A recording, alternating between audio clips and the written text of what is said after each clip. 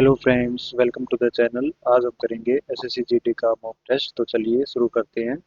First question हमारा, विपरीत दिशा में समानांतर पटरियों पर 48 किलोमीटर प्रति आवर और 52 किलोमीटर प्रति आवर की चाल से चल रही दो रेलगाड़ियां 27 सेकंड में एक दूसरे को पार करती हैं। रेलगाड़ी की लंबाई 350 मीटर है, तो दूसरी रेलगाड़ी की लंबाई ज्ञात करें। तो यहाँ पे क्या कर रखा है, इसमें दो रेलगाड़ी बता रखी हैं। एक तो है, एक की स्पीड है S1 equal to 40 kilometre per hour,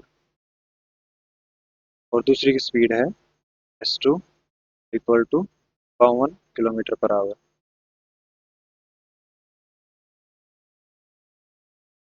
ठीक है। और वे समानांतर पटरियों पर चल रही हैं, एक दूसरे को पार करते, मतलब विपरीत दिशा में चल रही है। एक चल रही है इस दिशा में, दूसरी हमारी इस दिशा में चल रही है। ठीक है। तो क्या होगा कि जो हमारी स्पीड है S1 और S2, ये दोनों हो जाएंगी प्लस।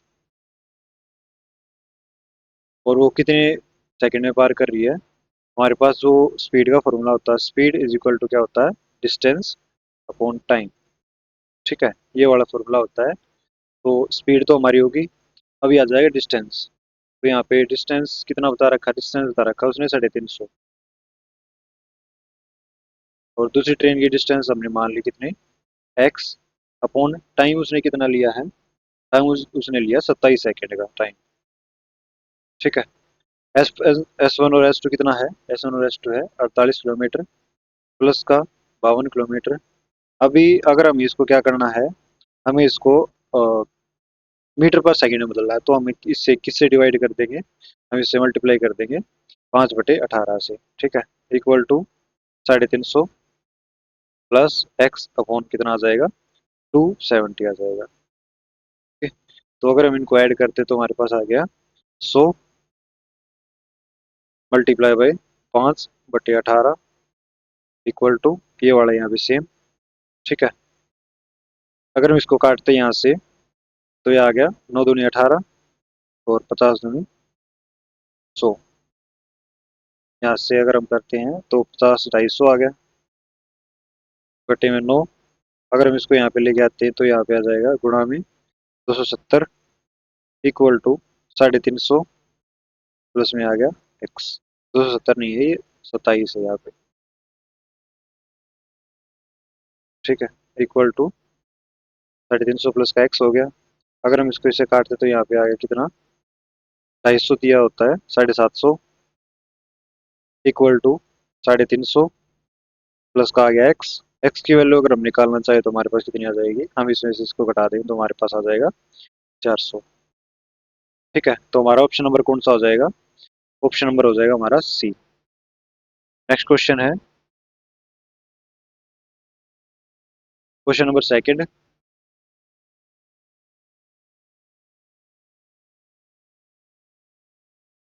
इसमें दे रखा है एक वर्ग का परिमाप 124 मीटर है, तो उसका क्षेत्रफल ज्ञात करना है।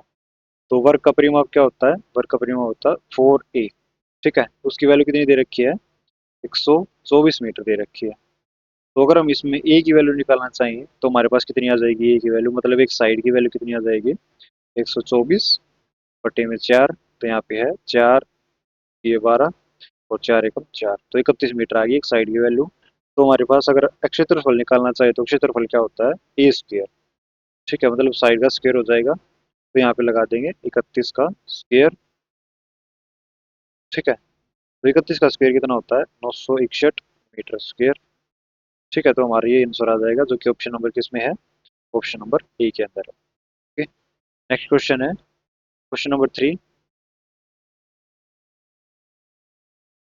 यदि दो संख्याओं का अनुपात 7:11 है और उनका मैशेप है 13 है, तो उनका लेसेप क्या होगा। तो इसमें दे रखा है फर्स्ट पहली संख्या और दूसरी संख्या का अनुपात कितना है, यहाँ पे दे रखा है 7:11, और उनका HCF दे रखा है कितना, 13।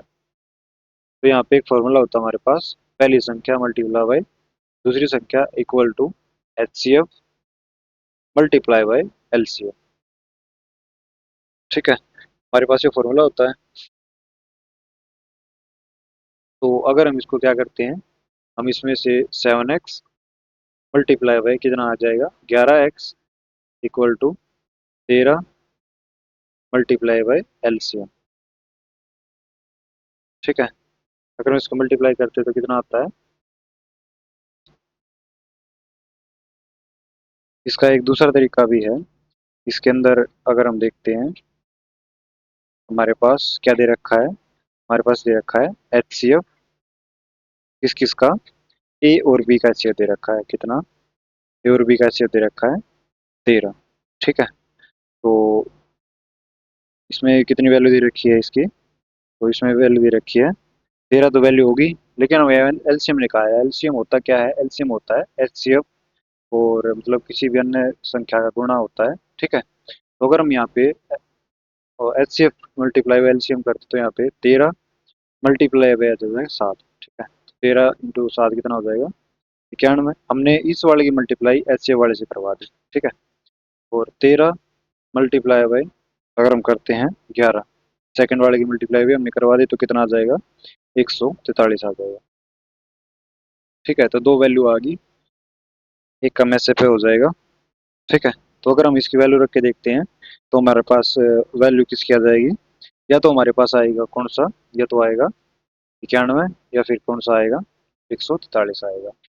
ठीक है, तो अगर हम इसके अंदर वैल्यू रख के देखते हैं यहाँ पे, और इस वाले के अंदर यहाँ पे ये आ जाएगा 7x और 91 multiply by 143 equal to 13 multiply by आ जाएगा एलसीएम। ठीक है, तो अगर हम इसको यहाँ पे लेके आते हैं एलसीएम इक्वल टू 91 गुणा में 143 बटे में आ जाएगा कितना 13। तो अगर हम इसको इससे काटते तो ये आ गया 7। तो अगर हम इसको 7 को 143 से मल्टीप्लाई करवाते तो आ जाता है कितना, ये आ जाता है 7×21 और 14×7=98 और 2 हो जाएगा कितना 1001। ठीक है, तो हमारा आंसर कौन सा हो जाएगा, हमारा आंसर हो जाएगा ऑप्शन नंबर बी। तो नेक्स्ट क्वेश्चन है क्वेश्चन नंबर 4। क्वेश्चन नंबर 4 है, दो उम्मीदवारों के बीच एक चुनाव में 72% मत प्राप्त हुए हैं। उम्मीदवार 572 मतों के बहुमत से निर्वाचित हुआ है, सभी मतों की संख्या ज्ञात करनी है। ठीक है, तो यहाँ पे जैसे कि हमने मान लिया कि 100% वोट पड़ी है, उसमें से एक को मिले हैं 72%। ठीक है, तो दूसरे को हमारे पास कितने मिलेंगे, दूसरे के मिलेंगे 28%। ओके, अगर हम इन दोनों के बीच का डिफरेंस देखते हैं तो यहाँ पे जो दिखा रखा है ना 572 मत, ये है उन दोनों के बीच का डिफरेंस। तो 12 में से 4 गया, 12 में से 8 गया 4 और 6 में से 2 गया 4, तो 44% की वैल्यू इसमें दे रखी है कितनी 572। अगर हम 1% की वैल्यू निकालना चाहें तो हमारे पास कितना आ जाएगा 572 बटे में आ जाएगा 44। ठीक है, तो अगर हम इसको काटते हैं तो ये आ जाएगा 13। तो अगर हम 100% की वैल्यू निकालना चाहें तो 100% की वैल्यू कितनी आ जाएगी, 100% की वैल्यू आ जाएगी 1300। ठीक है, तो हमारा आंसर आ जाएगा ये वाला। ऑप्शन नंबर इसके अंदर कौन सा है, ऑप्शन नंबर इसके अंदर डी। नेक्स्ट क्वेश्चन है क्वेश्चन नंबर 5। 7500 पर निम्नलिखित में से किस में अधिक छूट मिलेगी। तो यहाँ पे दे रखा है 5% और 5% की छूट, सेकंड ऑप्शन में दे रखा है 10% की छूट, और थर्ड ऑप्शन में दे रखा है 8 और 2% की छूट। ठीक है, तो अगर हम देखते हैं 5 और 5%, अगर हमें किसी भी टाइप की छूट या डिस्काउंट निकालना है तो छूट या डिस्काउंट निकालने के लिए क्या फॉर्मूला यूज़ करते हैं, हम यूज़ करते हैं X plus Y minus X Y upon में आ जाएगा 100। ठीक है, ये वाला फॉर्मूला हम यूज़ करते हैं। तो फर्स्ट वाले में अगर हम लगा के देखते हैं तो हमारा है 5 प्लस में 5 बटा में 5 गुणा में 5 बटे में आ जाएगा 100। अगर हम इसको 10 माइनस आ जाएगा कितना, ये है 5×25, तो ये आ जाएगा 0.25। ठीक है, तो यहाँ पे 9 पॉइंट आ जाएगा कितना 75, ये फर्स्ट वाले ऑप्शन का। सेकंड वाले को अगर सेकंड वाले में सीधी दे रखी है 10% की, ठीक है, तो इसको ऐसे ही मान लेंगे। और थर्ड वाले में दे रखी कितनी, 8 और 2% की, तो 8 9 में 2 बटा में 8 गुणा में 2 बटे में आ गया 100। ठीक है, तो अगर हम इसको काटते हैं यहाँ से, तो यहाँ पे भी सेम वही आ जाएगा, 0 पॉइंट आ जाएगा कितना, 0.16, तो आ जाएगा 9 पॉइंट कितना हो गया, 9 पॉइंट आ गया 84। ठीक है, तो हमारा ऑप्शन नंबर आ जाएगा बी, 10% की छूट हो जाएगी इस पे। तो इसके अंदर ऑप्शन नंबर डी आएगा, 2 नंबर। ठीक है, फिफ्थ सिक्स क्वेश्चन है, सारा एक काम को 18 दिन में पूरा कर सकती है और तारा उसी काम को 15 दिन में पूरा कर सकती है। तारा ने काम करा कितना, 18 दिन में, और तारा ने काम करा कितने दिन में, 15 दिन में। ठीक है, तारा ने 10 दिन तक काम किया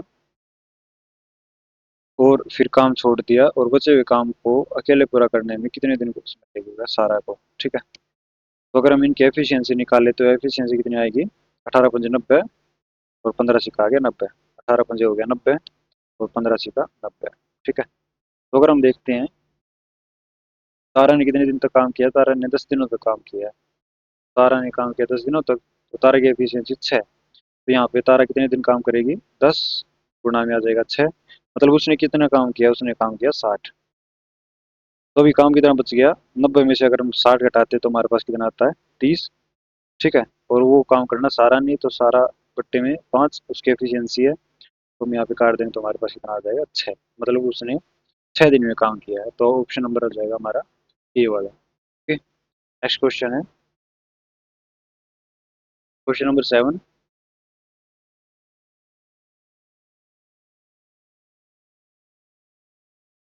एम 4 अंकों की सबसे बड़ी संख्या है।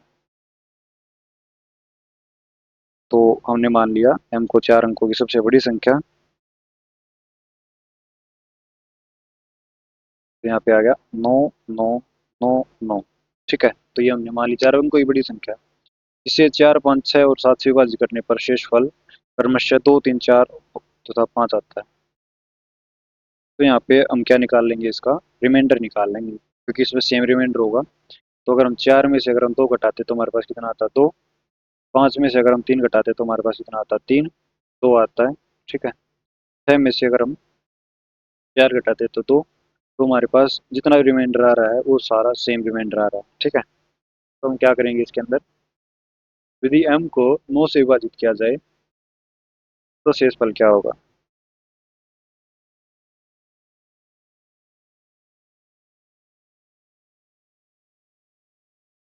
तो इसके अंदर एक फॉर्मूला होता है कि जैसे कि कोई भी डिवाइजर हो गया, ठीक है, ये वाला है, यहाँ पे होता है हमारा डिवाइजर, ये होता है हमारा डिविडेंड। ठीक है, और यहाँ पे होता है हमारा रिमाइंडर, ये होता है हमारा क्वोशिएंट। ठीक है, इस टाइप से होता है। तो अगर हम इसमें देखें, हम इसकी और इसकी मल्टीप्लाई करवाते हैं, और इसको हम क्या करवा देते हैं, प्लस करवा देते हैं। ठीक है, तो हम क्या करेंगे, सेम काम यही करेंगे, हम इन सभी का क्या ले लेंगे, एलसीएम। तो 4 5 6 और 7 का हमने क्या ले लिया, एलसीएम ले लिया। ठीक है, और इसकी मल्टीप्लाई करवा दी के से, तो यहाँ पे आ जाएगा 420 के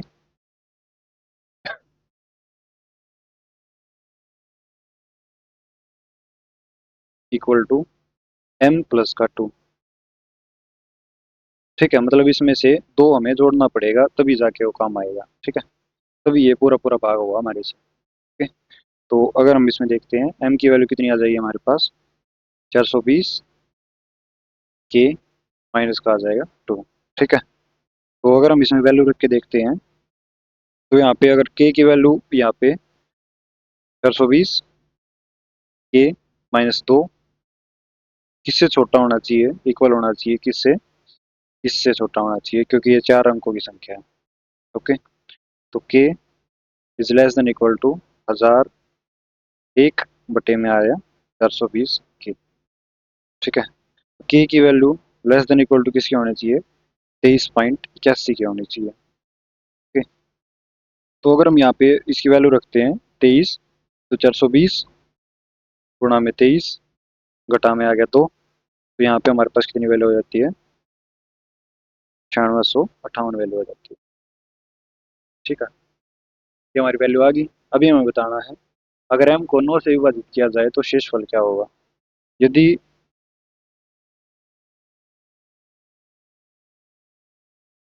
इसको 9 से विभाजित किया जाए, इस पूरी संख्या को 9 6 5 8 को 9 से विभाजित किया जाए, तो 9 एकम 9 हो गया। ठीक है, अभी हम ले लेंगे 65, यहाँ पे लगा देंगे 0, 9 6 56, 9 से 63। ठीक है, और उसके बाद 5 में से 3 गया हो गया 2, तो हमारे पास कितना आ गया, यहाँ पे आ गया 8। ठीक है, 9 3 आ गया 27। ओके, तो हमारे पास जो रिमाइंडर बचा वो कितना बचा है, एक रिमाइंडर बचा, तो ऑप्शन नंबर हो जाएगा बी। नेक्स्ट क्वेश्चन है क्वेश्चन नंबर 8 में दे रखा है 5 संख्याओं का औसत 30 है, यदि उनमें से एक संख्या निकाल दी जाए तो उनका औसत कितना हो जाता है, 31 हो जाता है।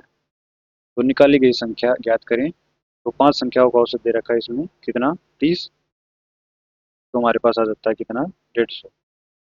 ओके, यदि उनमें से एक संख्या निकाल दी जाए तो औसत कितना हो जाता है, 31। तो हम इनमें से एक संख्या निकाल देते हैं 4, और गुणा में अगर हम इसमें करते हैं 31, तो हमारे पास कितना रहता है, 1 चौके 4, 3 चौक आ गया 12। ठीक है, तो वो निकाली गई संख्या कितनी होगी, इनमें से इसको हम घटा देते हैं तो हमारे पास निकाली हुई संख्या आ जाएगी। ठीक है, तो 10 में से 6 गया, 10 में से 4 गया हो गया 6, और 4 में से 2 गया हो गया 2, तो हमारे पास ऑप्शन नंबर कौन सा आ जाएगा, ऑप्शन नंबर आ जाएगा डी। ठीक है, तो वो संख्या कौन सी होगी, 26 हो जाएगी। ओके, तो अगर हम नेक्स्ट क्वेश्चन है क्वेश्चन नंबर 9,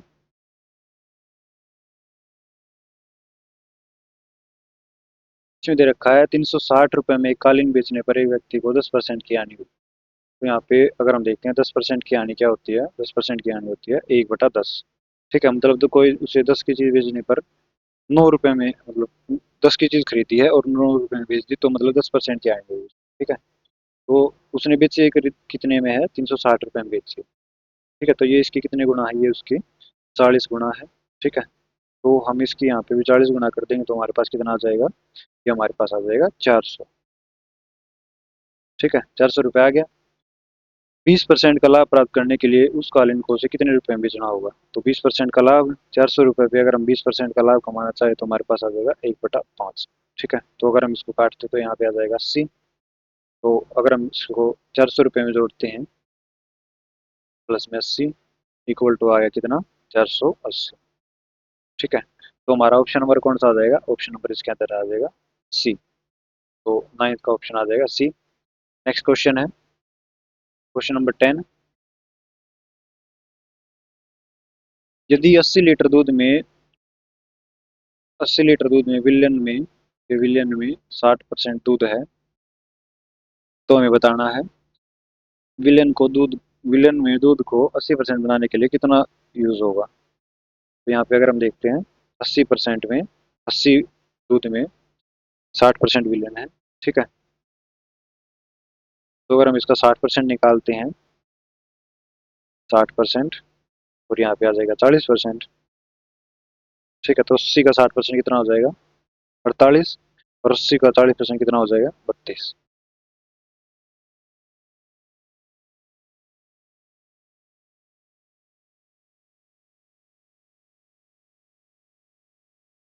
तो हमें क्या करना है, हमें 48 में भी एक्स मिलाना है, एक्स दूध मिलाना है। ठीक है, और 80 में भी मिलाना है, मतलब पूरे में मिलाना है, इसमें भी मिलाना है और इस पूरे में मिलाना है। ठीक है, तो हमारे पास कितना होना चाहिए, 4/5 दूध होना चाहिए हमारे पास। तो विलियन में दूध को 80% बनाना है, तो 48 वाले में भी इसमें भी मिलाना पड़ेगा, और इस पूरे में तो हमें मिलना है। ठीक है, तो अगर हम इसकी मल्टीप्लाई करवाते हैं इससे, तो यहाँ पे आ जाएगा 48 में से कितना हो गया, 240, प्लस में आ गया 5x, इक्वल टू यहाँ पे है 320, प्लस में आ गया 4x। ठीक है, अगर हम इसको यहाँ पे माइनस करते हैं तो यहाँ पे आ जाएगा x इक्वल टू कितना आ गया 80। ओके, तो हमारा ऑप्शन नंबर कौन सा आ जाएगा, ऑप्शन नंबर आ जाएगा ए। ठीक है, नेक्स्ट क्वेश्चन है क्वेश्चन नंबर 11। 42 सेंटीमीटर व्यास वाले एक लंबवृत्तीय शंकु का वर्ग पृष्ठीय क्षेत्रफल 990 सेंटीमीटर स्क्वायर है, शंकु की केंद्रीय ऊंचाई कितनी होगी। तो यहाँ पे डायमीटर दे रखा कितना, 42 सेंटीमीटर। ठीक है, उसका वक्र पृष्ठीय क्षेत्रफल दे रखा है। तो यहाँ पे वक्र पृष्ठीय क्षेत्रफल कितना होता है एक शंकु का, ये होता है पाई आर एल। तो हम इसकी यहाँ पे रेडियस निकाल लेते हैं, तो रेडियस कितनी होगी डायमीटर की हाफ, यहाँ पे आ गया 21 सेंटीमीटर। ठीक है, तो पाई आर एल का हमें फॉर्मूला लगाना है। पाई की वैल्यू 22/7 गुणा में आर की वैल्यू 21 गुणा में हमें एल की वैल्यू निकालनी। और यहाँ पे क्षेत्रफल दे रखा कितना, क्षेत्रफल दे रखा 990 सेंटीमीटर स्क्वायर। ठीक है, अभी अगर हम इसको काटते तो यहाँ से आ गया 22 दिया हो गया, एल की वैल्यू कितनी आ गई 990 बटे में 22 × 3 आ गया 66। अगर हम इसको काटते तो हमारे पास कितना आ जाता है, यहाँ पे आ जाता है 15। ठीक है, तो इसका ऑप्शन नंबर कौन सा हो जाएगा, इसका ऑप्शन नंबर हो जाएगा बी। नेक्स्ट क्वेश्चन है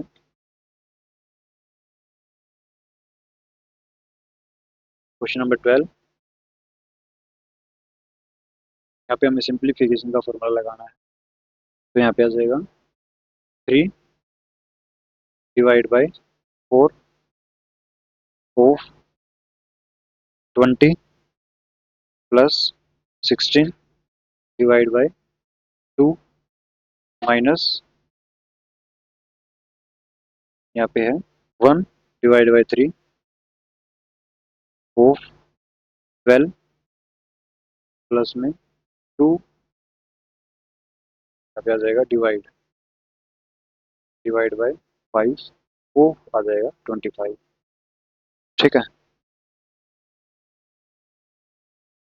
तो अगर हम इसको यहाँ से कैंसिल करते हैं तो यहाँ पे आ जाएगा 1/3 गुणा में 12 जमा में 2/5 गुणा में आ गया कितना 25। ठीक है, तो अगर हम इसको यहाँ से काटते तो ये आ गया कितना 4, और अगर इसको काटते तो ये आ गया 5। तो यहाँ पे 4 प्लस में कितना आ गया 10, कितना का आ गया 14। ठीक है, तो हमारा इतने वाला सोल्व हो गया है। तो यहाँ पे माइनस का आ गया कितना 14। ओके, तो हम यहाँ पे लिख देते हैं माइनस का 14।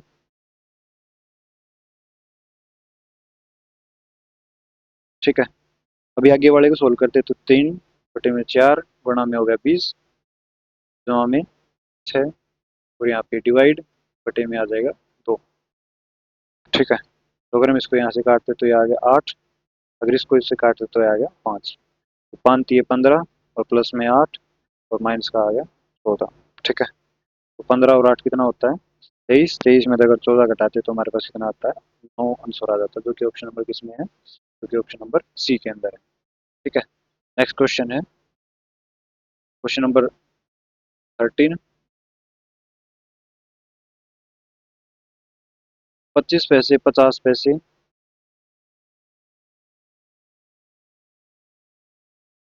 2 रुपए और 5 रुपए की संख्याओं का अनुपात कितना है 5, 4, 3 और यहाँ पे दे रखा 1। ठीक है, तो अगर हम इनको रुपए में बदलना चाहे तो ये कितना आ जाएगा 1.25, ये है 2 रुपए, ये हो गया 3 दूनी आ गया कितना 6, और ये आ गया 5। ठीक है, तो रुपए की वैल्यू होगी, अगर हम इन सभी को जोड़ते तो हमारे पास कितना आ जाता है, इनको जोड़ने के बाद ये आ गया 14.25 रुपये। एक्स इक्वल टू, इसमें वैल्यू कितनी दे रखी है इन सभी की 285 वैल्यू दे रखी है। ठीक है, तो अगर हम एक्स की वैल्यू निकालना चाहे तो यहाँ पे 285 बटे में आ जाएगा 14.25। ठीक है, गुणा में अगर हम इस पॉइंट को हटाना चाहें तो यहाँ पे आ जाएगा 100। ठीक है, तो अगर हम इसको काटते हैं तो हमारे पास कितना आ जाएगा, एक्स की वैल्यू आ जाएगी 20। ओके, एक्स की वैल्यू आ गई 20, तो हमें निकालना है किस किस की वैल्यू, हमें निकालनी है 25 पैसे और 5 पैसे के सिक्कों के बीच का अंतर। तो 25 पैसे कितने हैं? 5। तो 20 पंजे आ जाएगा 100। ठीक है। और 5 रुपए के कितने हैं? 1 है, तो यहाँ पे आ जाएगा 20। ठीक है, तो इनके बीच का अंतर कितना हो गया? इनके बीच का अंतर हो गया 80। ठीक है, तो ऑप्शन नंबर कौन सा आ जाएगा? ऑप्शन नंबर आ जाएगा इसका 80। ठीक है। नेक्स्ट क्वेश्चन है क्वेश्चन नंबर 14 में दे रखा है, किसी वस्तु को 15% लाभ और 17% हानि पर बेचे जाने के विक्रय मूल्य का अंतर 96 है। यदि उसे 10% लाभ पर बेचा जाता तो विक्रय मूल्य कितना होता?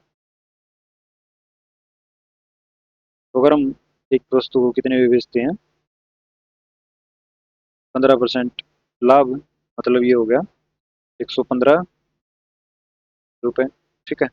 और 17% हानि पर बेचने पर मतलब उसका 83%। ठीक है, मतलब इन दोनों के बीच का डिफरेंस बता रखा है। इन दोनों के बीच का डिफरेंस कितना है? 96 रुपये है। तो यहाँ पे अगर डिफरेंस देखते हैं तो हमारे पास डिफरेंस कितना आता है? 32% का डिफरेंस आ जाता है। 32% का डिफरेंस इसमें कितना दिखा रखा है? 96 रुपये। तो यहाँ पे 1% की वैल्यू हमारे पास कितनी आ गई? 1% की वैल्यू आ गई 4। 32 32 आ जाएगा। ठीक है। तो अगर हम 100% की वैल्यू निकालते हैं यहाँ पे, तो 100% की वैल्यू हमारे पास कितनी आ जाएगी? 300 रुपये। ठीक है। तो हमारा सिर्फ इस टाइप से है। तो अगर हम इसे 10% की हमें लाभ कमाना है, तो 300 का अगर हम 10% बनाते हैं तो यहाँ पे कितना आ गया? 30 रुपये आ गया।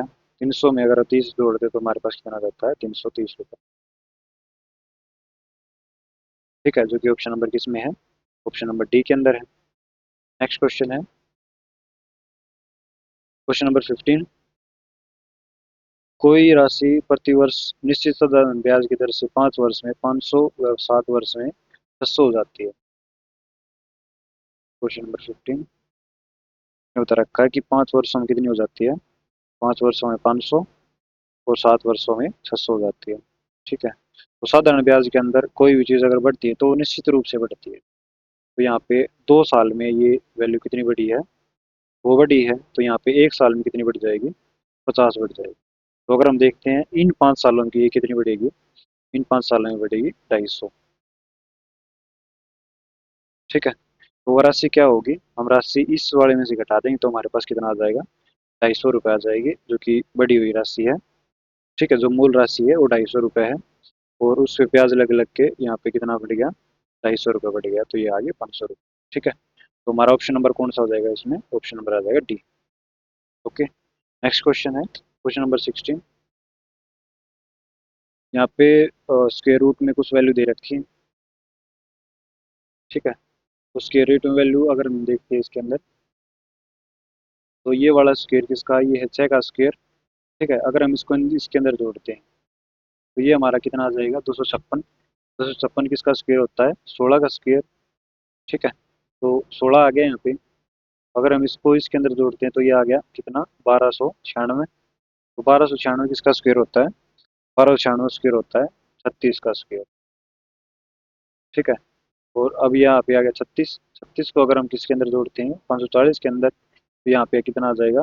586। 586 को अगर हम करते हैं तो हमारे पास कितना आता है?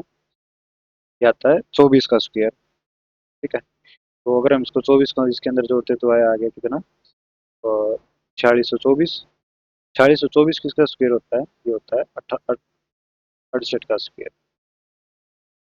ठीक है। तो यहाँ पे ऑप्शन नंबर कौन सा हो जाएगा?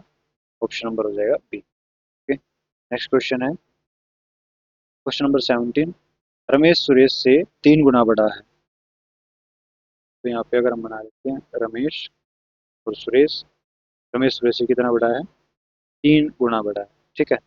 2 वर्ष बाद रमेश सुरेश से 2 गुना बड़ा होगा।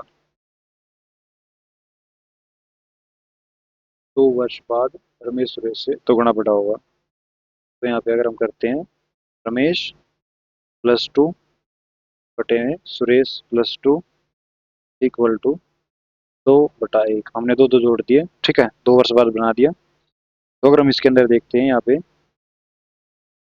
हम इसको मल्टीप्लाई करवा देते हैं। ठीक है। 3x+2 upon x+2 equal to 2/1। Okay, तो यहाँ पे मल्टीप्लाई करवाते तो 3x+2 equal to 2x plus का आ गया 2।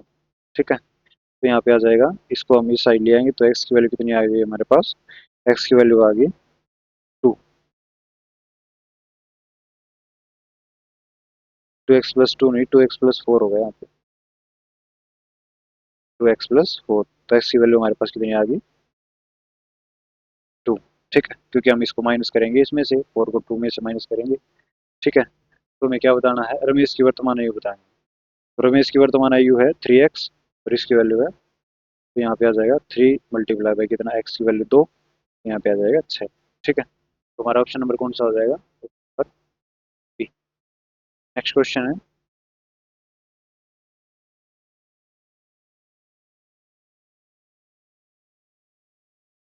Question number 18। यदि चार संख्याएं 39, 117, 17 और y समानुपात में है तो y का मान ज्ञात करना है। तो इसमें समानुपात अगर होता है तो a upon B equal to C upon D हो जाता है, ये वाला ऑप्शन लग जाता है इसमें। ठीक है, तो अगर हम इसके अंदर करते हैं तो 17 39 बटे में 117 इक्वल टू 17 गुणा में आ गया यहाँ पे जो भी दे रखा वाई। ठीक है, तो अगर हम इनको काटते तो ये आ गया 13 दिया 39 और 13 नीमा आ गया 117। ठीक है, तो 3/9 इक्वल टू 17 बटे में आ गया वाई। ओके, तो अगर हम इसको पलटते हैं तो यहाँ पे आ जाएगा वाई बटे में 17 इक्वल टू 9/3। अब इसको लेके जाते हैं वाई इक्वल टू 17 गुणा में 9 बटे में आ गया 3। हम इसको इससे काट देते हैं तो यह वाई की वैल्यू कितनी आ गई, वाई की वैल्यू आ गई 51। ठीक है, तो वाई की वैल्यू आ जाएगी 12, जो कि ऑप्शन नंबर बी के अंदर है। नेक्स्ट क्वेश्चन है, क्वेश्चन नंबर 19। यदि एक निश्चित धनराशि पर 9% वार्षिक ब्याज दर पर 2 वर्ष का चक्रवृद्धि ब्याज 3762 है तो वह धनराशि क्या हो।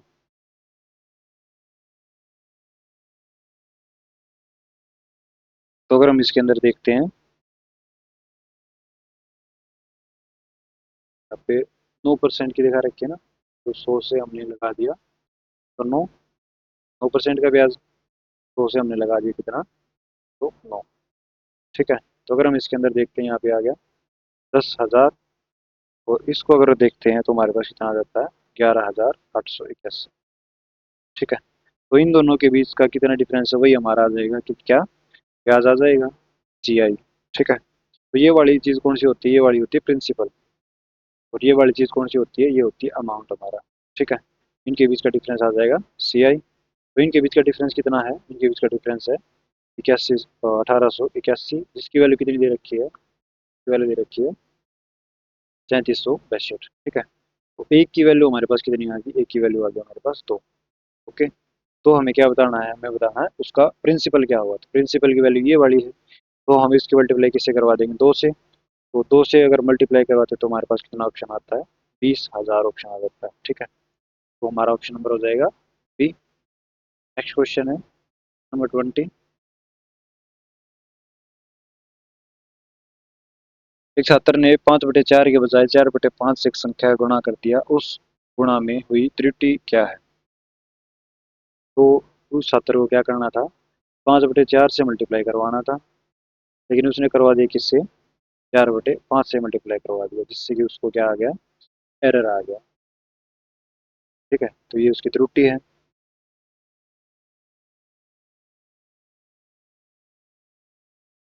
तो अगर हम इन दोनों का एलसीएम लेते तो एलसीएम कितना आएगा 20। ठीक है, और यहाँ पे आ जाएगा कितना, 5 पूरे आ जाएगा 25 एक्स माइनस का 4×5 = 4 जगह 416 एक्स इक्वल टू कितना आ गया एरर। ठीक है, अगर हम इन दोनों के बीच का डिफरेंस देखते तो ये आ गया 9 एक्स बटे में आ गया 20 इक्वल टू एरर। ठीक है, तो ये हमारा एरर की वैल्यू आ गई। तो अगर हमें परसेंटेज निकालना है एरर का, तो परसेंटेज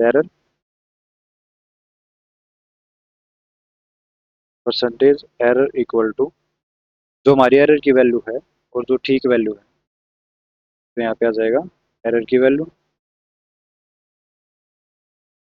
बटे में जो हमने गलत वैल्यू दे रखी है वो वाली, ठीक है, मल्टीप्लाई बाई आ जाएगा 100, नहीं ये वाली आएगी ठीक वैल्यू, ये है एरर की वैल्यू, ये वाली होगी ठीक वैल्यू, मल्टीप्लाई बाई आ जाएगा 100 इक्वल टू, यहाँ पे है 9x बटे में 20 गुणा में 11x बटे में 5 गुणा में आ जाएगा 100, ठीक है। अगर हम इसको इससे काटते तो ये आ गया 4×5 = 20, और अगर इसको काटते तो ये आ गया 20, 4 से 20 गया तो 9 तो का आ गया कितना 36, ठीक है, तो 36% की वैल्यू हो जाएगी एरर की वैल्यू, ठीक है। तो ऑप्शन नंबर किस कौन सा हो जाएगा इसमें, ऑप्शन नंबर हो जाएगा सी, ठीक है। Okay, thank you friends.